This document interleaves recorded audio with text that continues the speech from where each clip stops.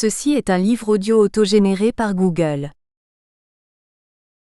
La question noire et la poésie de la négritude. Mathieu Villemot.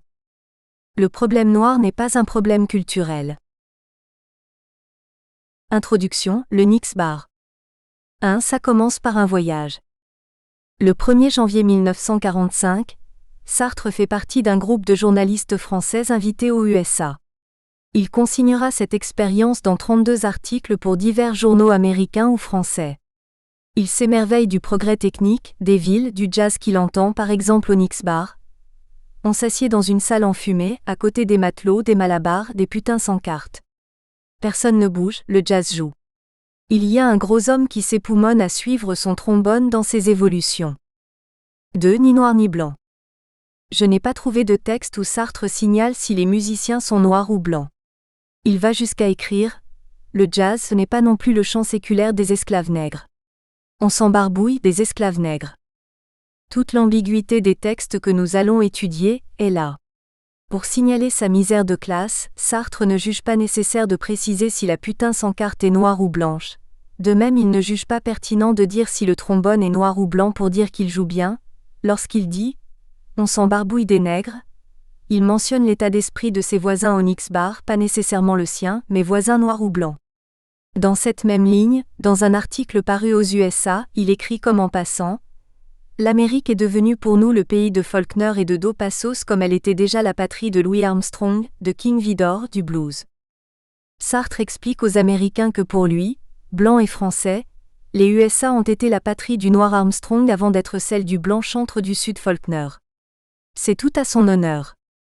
Mais puisque Sartre se garde de dire que Armstrong est noir, n'est-ce pas aussi, sans le vouloir, une manière de voler le jazz aux noirs, et de refuser à ceux-ci une spécificité culturelle d'Afro-Américains ? 3. Sartre a vu les noirs. Par contre, Sartre a vu les noirs. Sartre, qui a décrit l'intellectuel comme celui qui désigne ce qu'on cache, écrit non sans paradoxe. Ces intouchables, les noirs, vous ne rencontrez pas leur regard. Il vaut mieux pour eux et pour vous que vous fassiez semblant de ne pas les avoir remarqués, et vous ne devez pas plus prendre garde à eux que s'ils étaient des machines. Soit, mais un tel article nous fait prendre garde à eux et combien. 4. Contradictions. Sartre a été fasciné par cette question noire. Dans un premier temps, pourtant, il a cherché à la faire entrer de force dans le manteau de la lutte de classe entre blancs sans mention de négritude. En sous-estimant pour le moins la question culturelle. Mais très vite, il a pressenti que ce vêtement ne collerait pas. Examinons ses hésitations. 1. Ce que j'ai appris du problème noir. 1. Contre la race. L'un des articles est intitulé « Ce que j'ai appris du problème noir 8 ». Nous venons de le citer. Sartre dénie au racisme toute réalité ontologique, refusant à la fois l'unité raciale historique des Noirs et leur unité de type. Il y a eu aussi de fréquents métissages avec des Indiens, même avec des Chinois.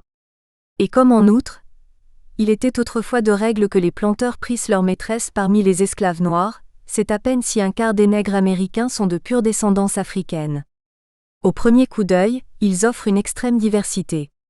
Il en est de grands et de petits, de blancs ou presque, il en est de jaunes, de bruns ou même de noirs. On notera l'ironie de ce « et même de noirs ». Jamais Sartre ne sortira de là, il n'y a aucune réalité innée au niveau ethnique. De lutte des classes. S'ensuit une analyse précise de la lutte contre le système ségrégationniste, qui demeure dans les termes de la lutte des classes. Le noir est un opprimé du capitalisme. Dans le Sud, il constitue essentiellement un prolétariat rural. 90% des Noirs du Sud ont un revenu inférieur à $1000.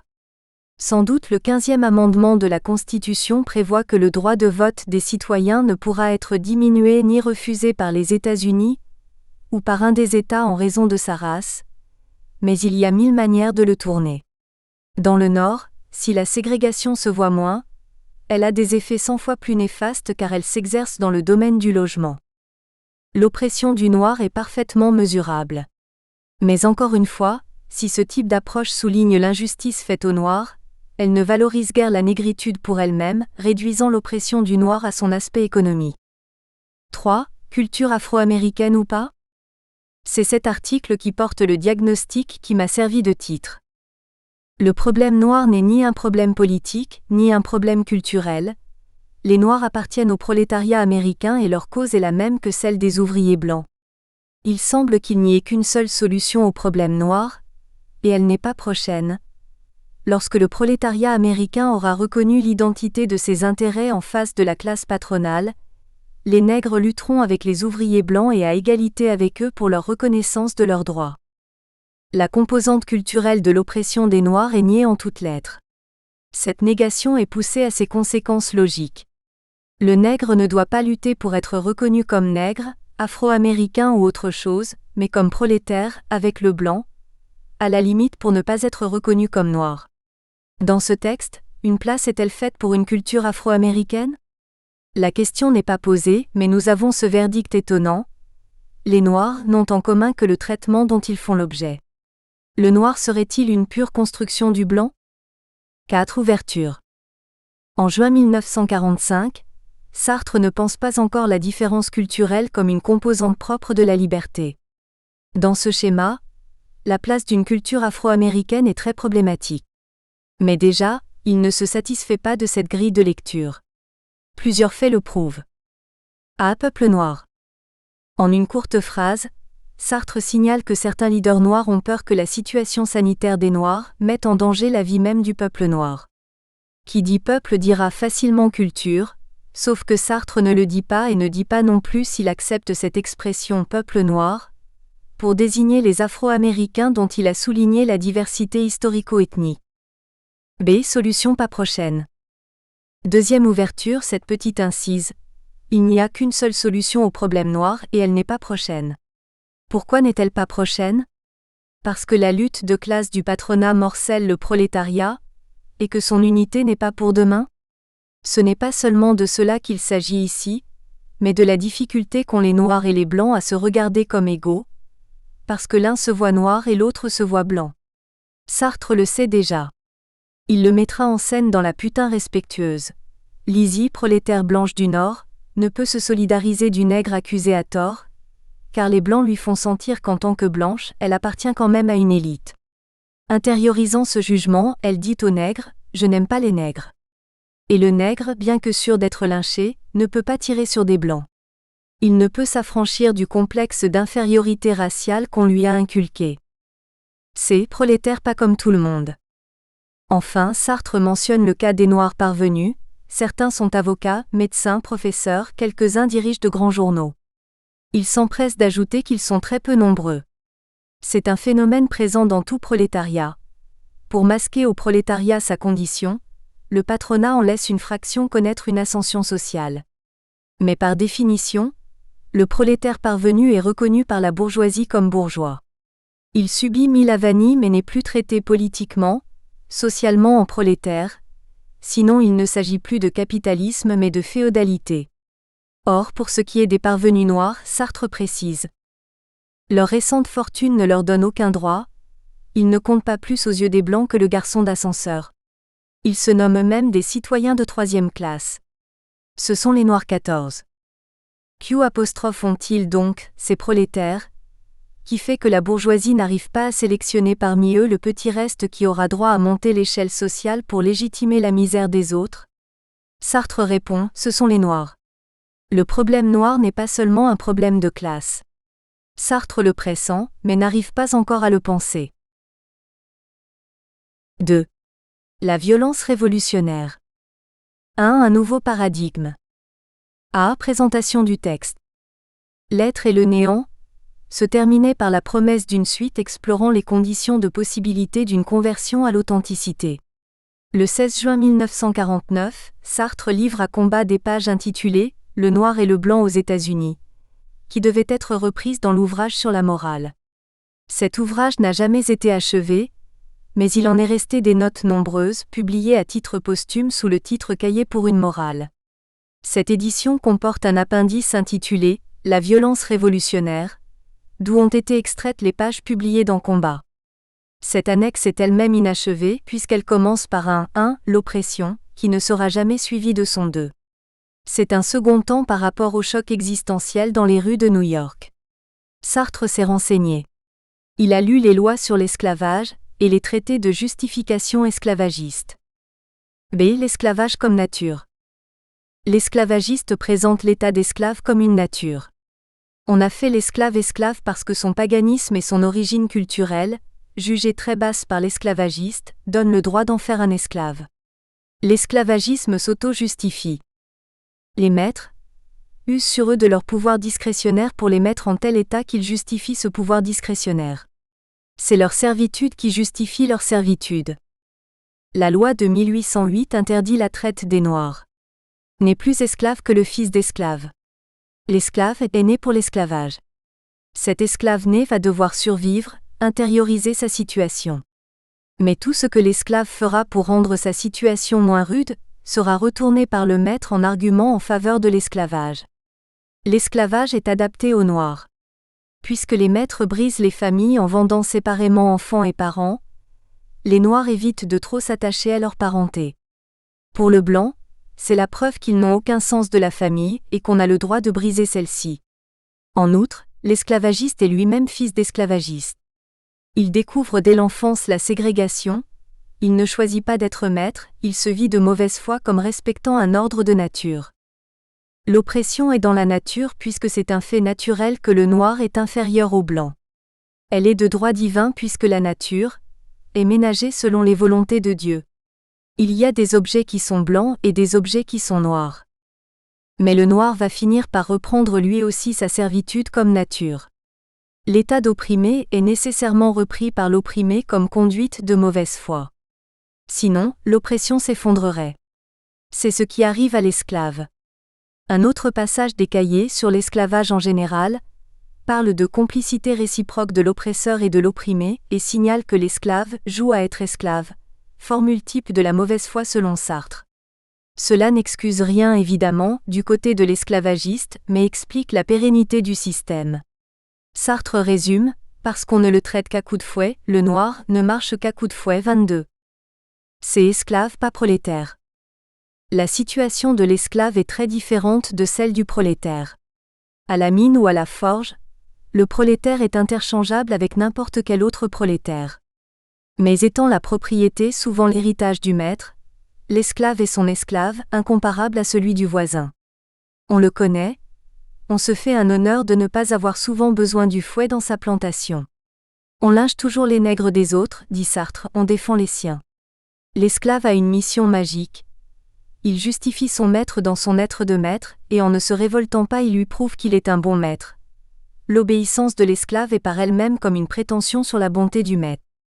Les faits et droits. Le noir ne peut devenir solidaire des blancs miséreux. Ceux-ci, du fait qu'ils sont de la race des maîtres, bénéficient de leur être supérieur, même si l'inégalité entre blancs les maintient dans la misère. Ils sont incapables de trouver un intérêt à une solidarité avec les noirs. Les épouses blanches, surexploitées par le machisme du Sud, tolèrent leur état et tolèrent d'être trompées avec les esclaves parce qu'au lit, on les traitera tout autrement qu'une noire, leur conférant ainsi un être quasi divin. Chaque blanc a donc une valeur pour l'autre blanc puisqu'il est homme de droit.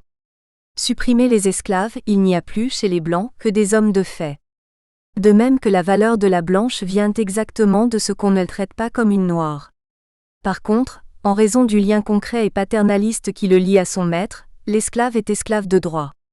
Il a sur le blanc l'absolue infériorité de ne pas être un homme, mais il a sur le blanc non esclavagiste, et en particulier sur le prolétaire, la supériorité de ne pas être de fait, et cela va le pousser encore à rester esclave.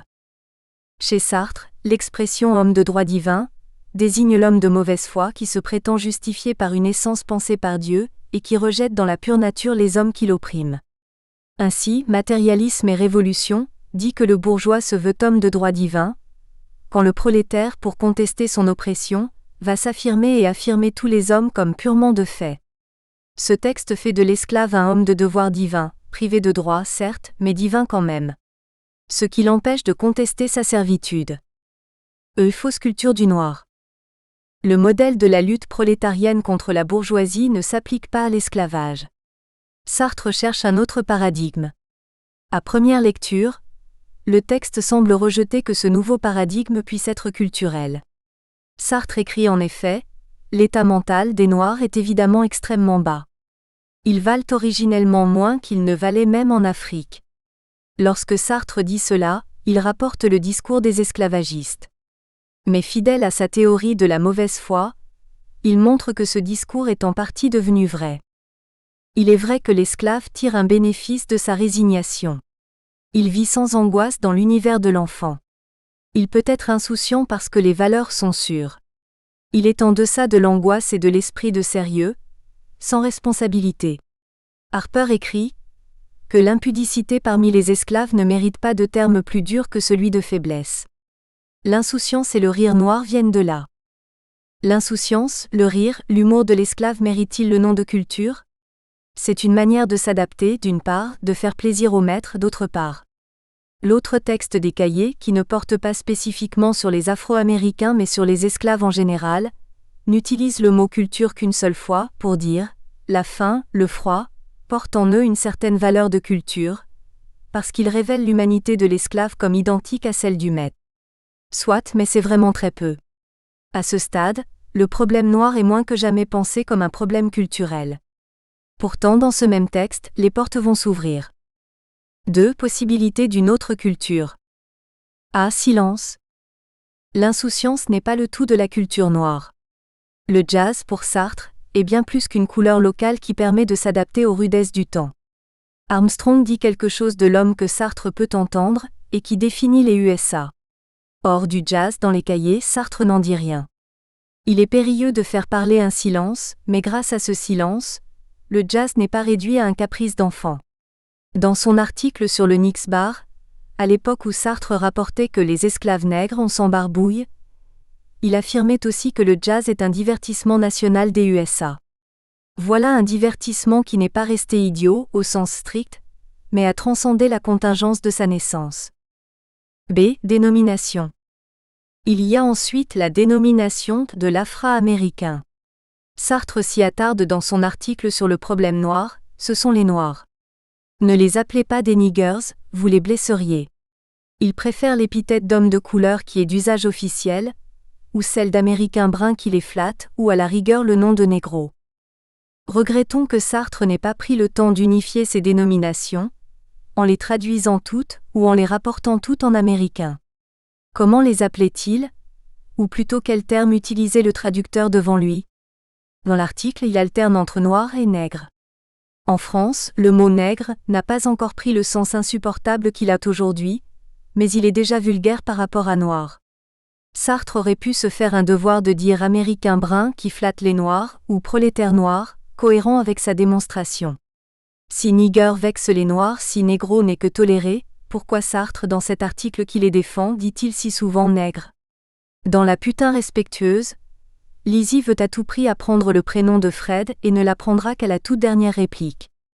Mais personne dans la pièce ne s'inquiète du prénom du nègre, qui n'a jamais l'idée de le donner. Tout le monde, même le script, dit le nègre. Manière de faire voir qu'on lui a volé aussi son identité. Dans Violence et Révolution par contre, Sartre écrit noir et blanc avec des majuscules, mais il dit nègre avec une minuscule quand il fait parler l'esclavagiste. On lynche toujours les nègres des autres, on défend les siens. Écrire noir ou nègre, ce n'est pas la même chose. Et Sartre y veille. Par rapport au premier article de 1945, Sartre veille à utiliser une dénomination qui valorise le noir et ne l'insulte pas. Mais il le valorise comme noir. Que le noir soit noir et soit appelé noir, n'est plus anecdotique par rapport à sa situation de prolétaire. Il s'appelle noir en vérité. Et c'est parce qu'il est noir, pas seulement parce qu'il est prolétaire, qu'il est opprimé par ceux qui s'appellent véritablement les Blancs. C. Condamnation de l'individu formel. Sartre cite un argument des nostalgiques de l'institution particulière. La situation des Noirs qui vivent dans le Nord soumis au capitalisme serait pire. Sartre donne partiellement raison à cet argument, et se lance dans une charge violente contre l'individu formel de la bourgeoisie puritaine. L'esclavagiste insistera plus tard sur ce fait que la loi du Nord, en traitant le noir comme une personne abstraite et isolée, l'a livré à l'exploitation abstraite du capitalisme et l'a par conséquent mystifié. Le puritain du Nord propose une société abstraite qui du point de vue du Sud est une mystification. À quoi bon reconnaître le droit de vote et la liberté à un noir qui ne sait ni lire ni écrire et qui ne possède rien? La liberté analytique du puritanisme représente évidemment la conversion d'un type d'oppression en un autre plus sournois et plus déguisé. Supprimer l'esclavage, instaurer l'égalité entre les hommes, ce ne sera pas seulement instituer l'homme formel, ni noir ni blanc de la bourgeoisie puritaine, même si, note Sartre, il faut en passer par là. Précision capitale, que malheureusement nous n'avons pas le temps de développer. Mais en tout cas, Sartre sait qu'il ne faut pas gommer la négritude de l'afro-américain au profit d'une identité américaine abstraite. Nécessaire diversité des engagements. Cet appendice sur la violence révolutionnaire est contemporain des autres textes de Sartre sur la morale, où il cherche à définir positivement l'authenticité. Ce sont des textes touffus, parfois sans suite. Je me bornerai à en extraire quelques joyaux sur notre sujet. Pour se libérer soi, il faut vouloir la liberté de tous. Mais pas de manière abstraite, comme les puritains. L'authenticité ne cherche pas le bien de l'humanité, mais dans telles circonstances particulières, la libération ou le développement de tels groupements concrets. Une association philanthropique ne fera pas grand-chose, mais des hommes unis dans une situation commune peuvent agir ensemble pour leur libération et ipso facto celle des autres. Ce rapport concret à la singularité d'autrui est aussi un rapport à son corps tel qu'il est. Pour moi qui suis témoin de l'autre, le maximum de concret est donné par le fait que ce soit tel homme particulier, avec tel passé, tel corps, qui entreprend cette libération, avec la connaissance que c'est à travers le dépassement de ce corps seul que le projet pouvait être. Restant vrai que la détermination noire ne doit être vue comme une nature, avoir un rapport authentique avec un noir, ce n'est pas cesser de voir qu'il est noir, mais s'en réjouir. Le reconnaître comme mon frère parce qu'il est noir. Cette diversité concrète n'est pas seulement une diversité de faits objectifs, mais une diversité de projets. Dans l'autre appendice des cahiers pour une morale, intitulé « Bien et subjectivité », Sartre souligne que l'universalité du bien ne peut être que de droit. Une universalité de fait, où tout le monde ferait la même chose, ne serait pas le bien, mais une situation objective sans moralité propre. Alors l'universalité du bien ne s'oppose pas à la diversité des engagements en faveur du bien, elle l'appelle. La notion de bien exige la pluralité des consciences et même la pluralité des engagements. Ainsi le bien est-il nécessairement la quête de subjectivité concrète existant dans le monde, au milieu d'autres subjectivités hostiles, ou simplement diversement orientées. Conclusion. En 1947, Sartre n'a pas encore un discours construit sur la diversité culturelle. Le modèle de la lutte des classes reste prégnant, et il le gêne pour aller au bout d'un regard multiculturel. Pourtant, si nous mettons bout à bout les pierres d'attente des cahiers pour une morale, nous obtenons ceci. L'infériorité culturelle apparente du groupe opprimé ne justifie pas l'oppression, elle en est le produit et le résultat de son oppression. La libération des minorités réduites à l'esclavage ne pourra se faire par une solidarité abstraite avec les prolétaires des autres ethnies, en passant par-dessus la question ethnie. Ce serait remplacer une oppression par une autre, qui ne vaut guère mieux. Mais la communauté de situation chez les esclaves peut engendrer un projet de libération concrète, qui en tant que tel profitera à tous. Nous espérons que vous avez apprécié cet aperçu. Pour continuer à écouter ce livre audio sur Google Play Livres, utilisez le lien dans la description de la vidéo.